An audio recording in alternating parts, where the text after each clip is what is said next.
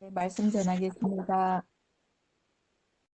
창세기 27장에서 야곱의 속임수로 에서는 장자권을 빼앗겼고 그 일로 분노하던 에서는 야곱을 죽여서라도 장자권을 되찾아야겠다는 마음으로 야곱을 죽일 계획을 세웁니다.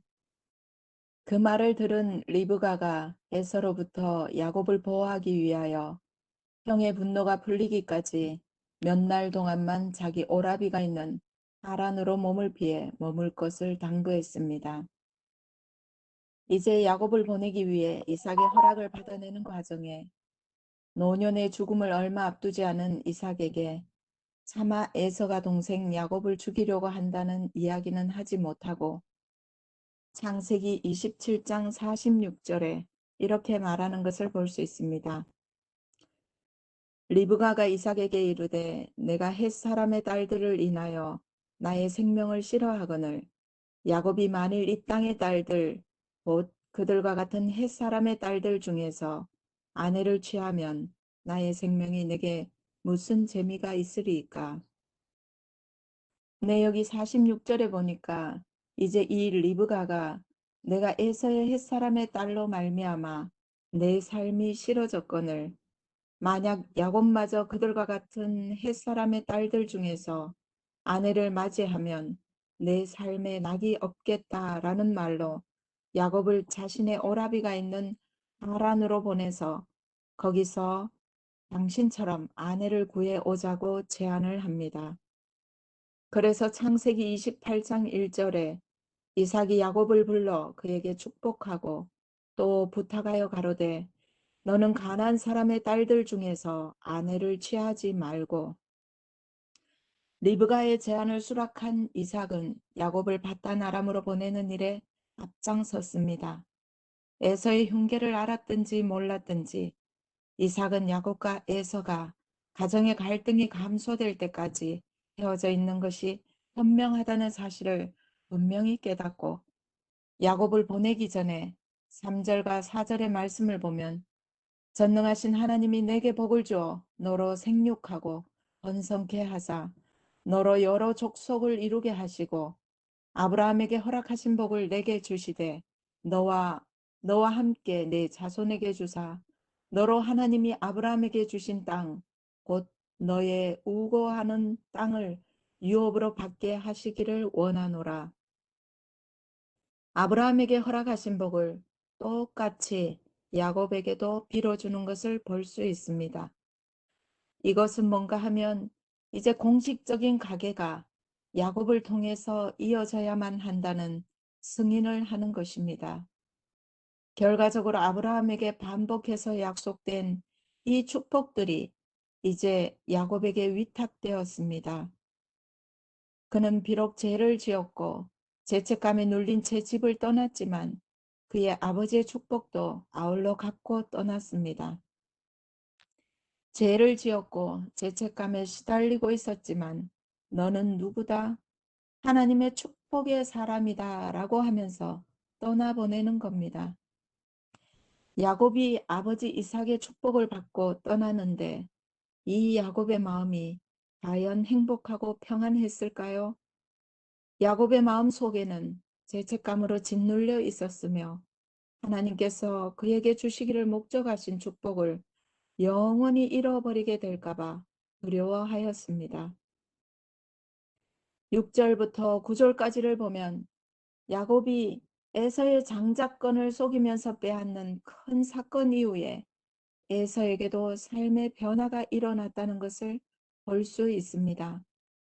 6절에 에서가 본즉 이삭이 야곱에게 축복하고 그를 바단 아람으로 보내어 거기서 아내를 취하게 하였고 또 그에게 축복하고 명하기를 너는 가난 사람의 딸들 중에서 아내를 취하지 말라 하였고 또 7절에 또 야곱이 부모의 명을 쫓아 바단 아람으로 갔으며 라고 되어 있습니다. 6절과 7절에 이삭이 야곱을 하란으로 보내면서 축복하며 명하기를 가난 딸들 중에서 아내를 취하지 말라고 하는 말을 야곱이 부모의 명을 쫓아 하란으로 가는 것을 에서가 보고 들었다고 합니다. 8절에 에서가 또 본즉 가나안 사람의 딸들이 그 아비 이삭을 기쁘게 못하는지라. 8절에 보면 에서가 또 본즉이 나옵니다. 이 본즉 하는 말은 더 깊이 통찰하여 아주 깊은 고민 속에서 상황들을 본다는 것을 말하고 있습니다. 이삭이 야곱을 축복한 일과 메소포타미아에 있는 그들의 친척들 중에서 아내를 취하라고 야곱에게 지시한 일에서 에서는 부모가 그의 핵조속 아내들에 대해 갖고 있는 뿌리 깊은 불만을 깨닫게 되었습니다. 그의 부모를 즐겁게 하려는 의도로 그는 야곱이 외삼촌 라반의 가족 중에서 행하도록 지시를 받은 것처럼 그의 조부 아브라함의 가족 중에서 아내를 취하러 갔습니다. 9절에 보면 이에 에서가 이스마엘에게 가서 그 본처들 외에 아브라함의 아들 이스마엘의 딸들이요 느바요의 누인 마할랏을 아내로 취하였더라. 그렇게 함으로 그는 자신의 인생에 실패한 이유를 부모님이 자신을 불쌍하게 생각해서 이런 일이 벌어졌으며 모든 이유는 자신이 결혼한 핵족속 출신의 아내들 때문에 자신의 장자권을 잃어버렸다고 생각하고 자신의 인생의 실패를 만회하기 위해서 또 부모의 마음을 얻기 위해서 세 번째 아내를 구하는 것으로 자신의 인생의 변화를 꾀하였습니다. 아브라함의 피를 이어받은 그 가난 출신의 여자가 아닌 이스마엘 가문의 출신의 느바요스의 누인 마할랏이라고 하는 여자를 아내로 얻게 됩니다. 어쨌든 이 장자권을 잃어버리고 난 후에 에서는 셋째 부인을 얻는 변화가 일어났던 것입니다. 이것은 에서 자신도 정말 자신의 인생을 바꾸기를 바랬고 노력했다고 하는 것을 의미하고 있습니다. 다시 말해서 그는 이제 이 인생의 실패를 만회하고 축복의 사람으로 변하고자 애쓰고 있었다는 것입니다. 에서가 정말 축복의 사람이 되고자 했다면 그 변화의 갈망을 가지고 하나님 앞으로 나아갔어야만 했습니다. 하나님을 만나고 경험하는 가운데 더 깊고 깊은 회개의 시간을 통해서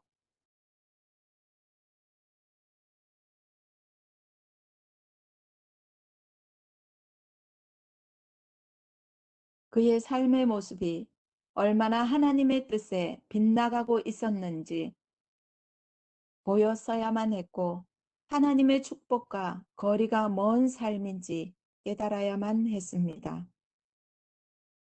야곱이나 에서나 똑같은 문제의 사람이었지만 야곱과 에서의 큰 차이를 우리는 찾아볼 수 있습니다. 에서는 절대로 자신의 기호와 세상을 사랑하는 마음을 포기할 마음이 없었습니다. 그는 울면서까지 하나님의 축복을 갈망했지만 그 후에 나타난 결과를 보면 전적으로 자기의 삶을 고치는 게 아니라 바로 이스마엘 출신의 셋째 아내를 하나 더 얻는 것으로 어머니를 조금 위로하는 것으로 근본적인 변화가 아니라 변화의 흉내만 내다가 그치는 걸 볼 수 있습니다. 오늘 저의 인생도 이런 에서와 같은 삶의 길을 걷고 있다는 것을 느꼈습니다. 에서는 나쁜 사람이 아니라 오늘날 보편적으로 신앙하는 나의 모습이었으며 우리들의 모습이 아닌가 하는 생각이 들었습니다. 또 10절에 보면 야곱이 브엘세바에서 떠나 하란으로 향하여 가더니 라고 되어 있습니다. 야곱은 어머니의 소원과 아버지의 명령을 순종하여 하란으로 출발했고 그의 나이가 비록 77이었지만 그는 여전히 부모를 존경하고 그들의 권위에 복종하였다고 합니다.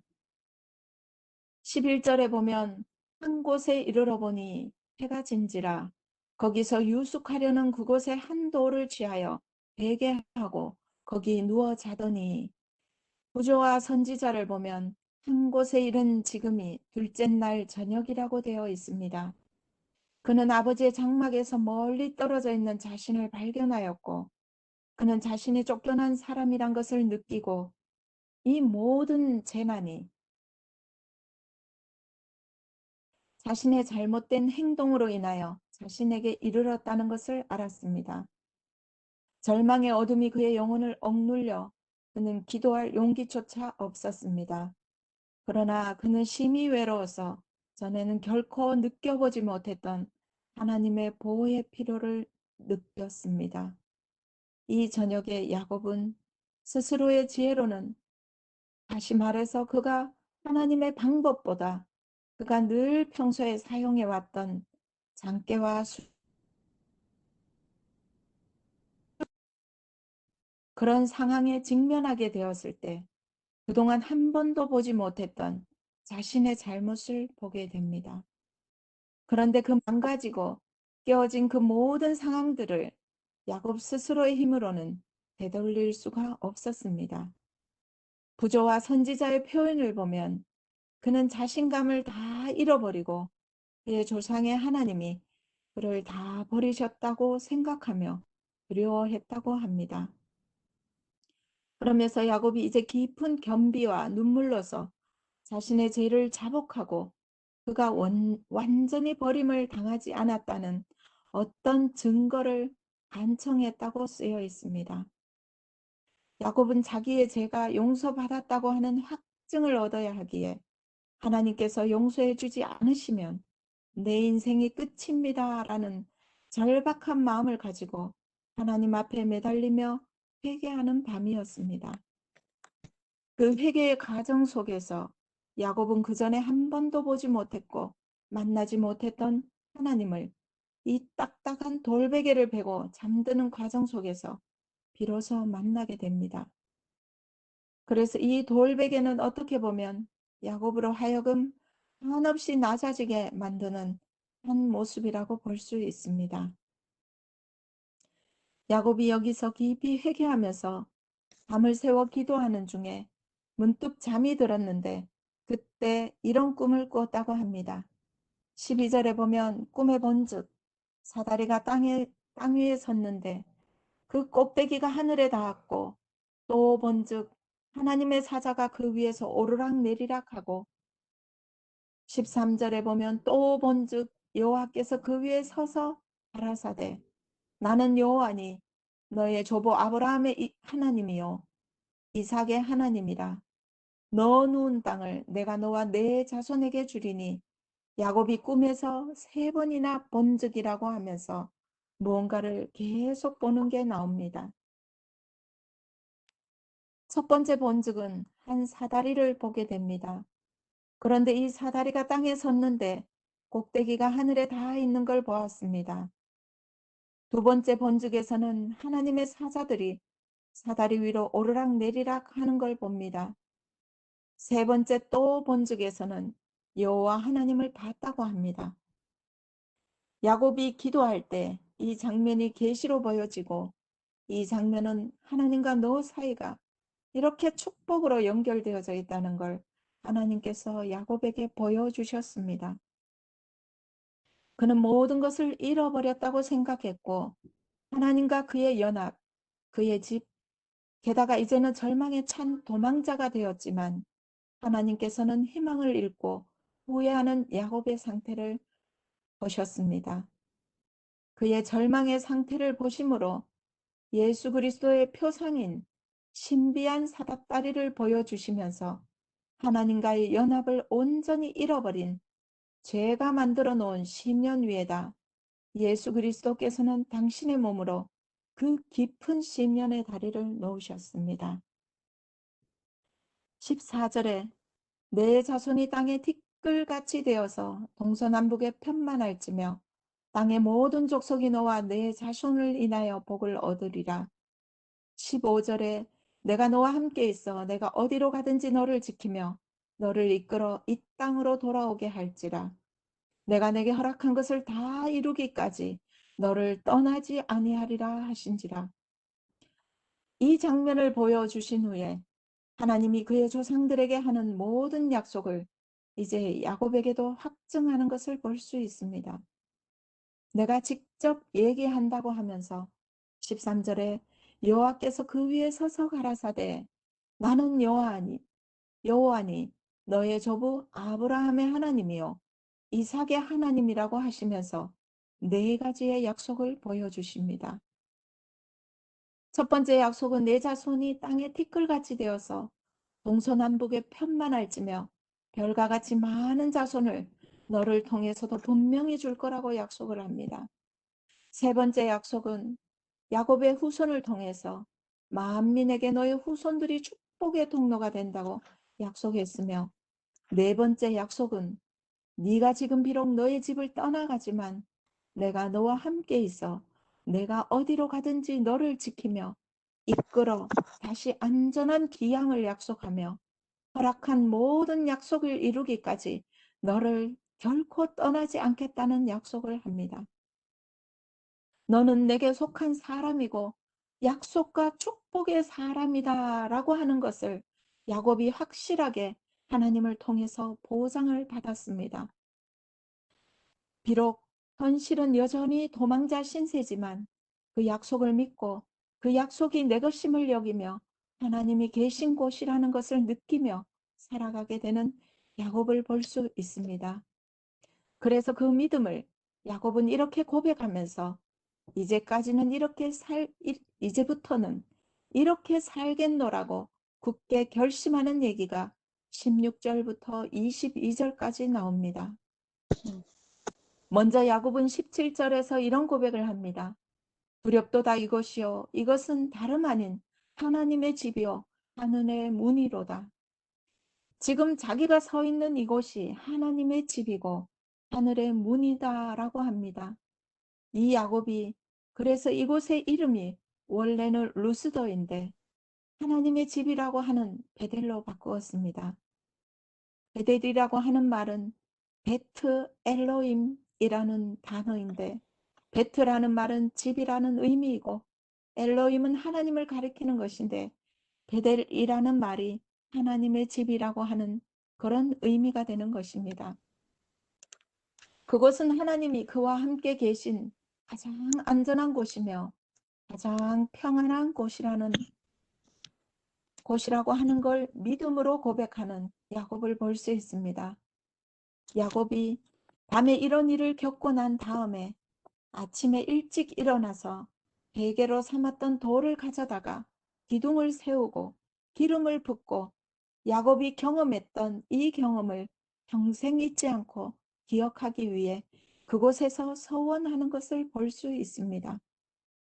구조와 선지자를 보면 야곱은 하나님의 말씀을 그대로 믿었다고 합니다.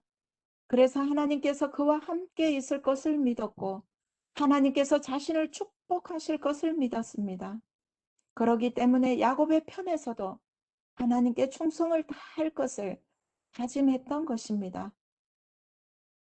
끊임없이 하나님의 축복을 받는 우리 역시도 하나님께 드리는 일 역시 끊임없이 해야 하는 걸 느꼈습니다.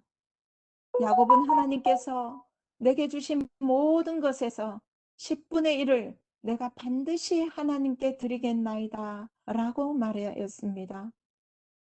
측량할 수 없는 사랑과 헤아릴 수 없는 값진 선물에 보답함에 있어서 수학적 법칙으로 시간과 돈과 사랑을 측정하려는 노력은 얼마나 헛된 것입니까?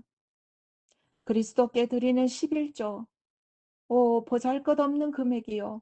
그렇게 값진 것에 대하여 얼마나 빈약하고 부끄러운 보상인지요. 갈바리 십자가에서 그리스도께서는 남김없는 헌신을 요구하십니다. 우리의 모든 소유와 우리의 모든 존재는 하나님께 온전히 바쳐져야만 합니다. 이제 창세기 28장 전체를 마무리하면서 야곱은 모태신앙으로 태어나 자기 아버지의 집 울타리 안에 머물면서 하나님보다는 그 울타리가 주는 안락함과 그 부모님의 보살핌 속에서 부모님의 하나님을 섬기는 신앙생활을 해왔었지만 이제 부모님의 하나님이 아니라 자신의 하나님, 개인적으로 아주 진실되게 만나면서 그 하나님을 믿고 의지하는 가운데 시련의 모든 가정을 이겨내며 성숙한 그리스도인이 되는 것을 볼 수 있었습니다. 그리고 그 베델이라는 곳에서 어떻게 그가 하나님을 만날 수 있었는가를 기억할 필요가 있는데 그것은 바로 전적인 자아 굴복입니다. 하나님,